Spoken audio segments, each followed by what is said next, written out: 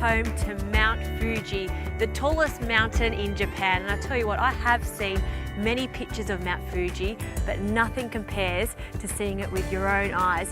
And she is huge, sitting at 3,700 meters above sea level. Now, Shizuoka is not only famous for the beautiful Mount Fuji, but I tell you what, they eat a lot of tuna. In fact, they eat the most tuna here out of all the prefectures in Japan. So I'm going to pay homage to the gorgeous tuna and serve it Tataki style.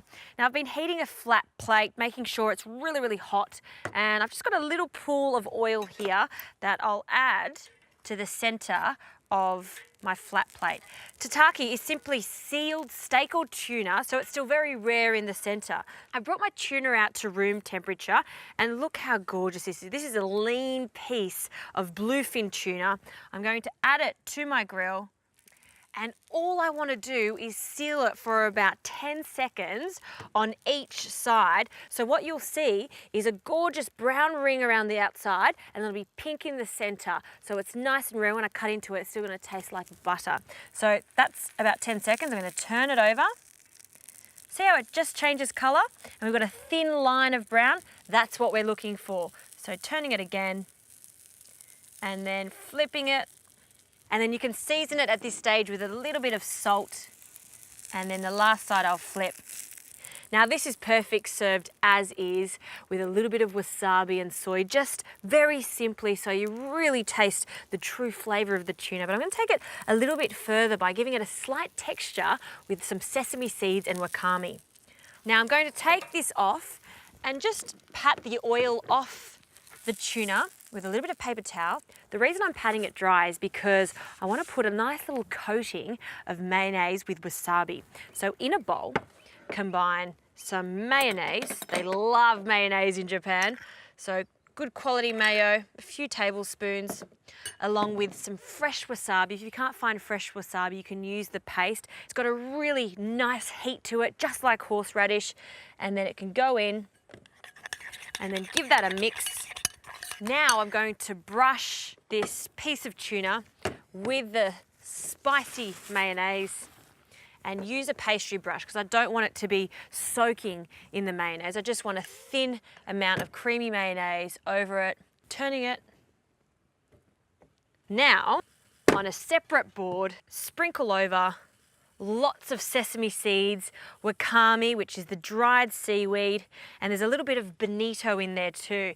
This has got so much flavor, and you can make this mix at home. All you need to do is toast the sesame seeds and then finally chop the nori roll and then mix it together, and you'll get this beautiful little speckle, which is going to look really nice on the tuna tataki. And now take the tuna and roll it in the toasted sesame seeds, making it look so appetizing and giving it a really lovely crunchy coating. Now before I slice into this is the last thing I'm going to do. I just want to prepare some of my garnish, which is shisho, cucumber and daikon. Shisho has a really lovely, almost lemony flavor to it. It's a great herb to use. And I'll chiffonade this, which just simply means cutting it into fine little pieces. So rolling the shisho, and then finely slice, just like you would do if you were finely slicing some basil.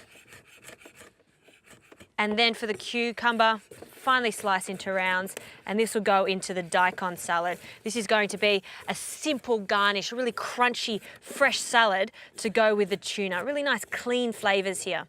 Now for a presentation, I'll combine a little bit of this crunchy cucumber with the daikon. Daikon is simply radish. It's quite mild in flavour, and you can find daikon in most greengrocers these days. Mix it up. I'm not going to season it at all, and just spread it along the plate to create a bed for our tuna tataki. And then the hero, which is this gorgeous tuna. And when you slice the tataki, slice starting at the base of the knife and one simple stroke so you don't break up the tuna, and have a look inside. So you can see that gorgeous ring in the crust. That's what we're looking for. So nice 2-centimeter pieces. This can be done in advance. You could crust this, place it in the fridge, even wrap it in some cling film so you get that really nice compact crust. And now I'm just going to pick up this very carefully And last but certainly not least, the chiffonade or shiso over the top. They call Mount Fuji the goddess. You can understand why, because it's so beautiful. That and the combination of their gorgeous tuna, the pride of Shizuoka.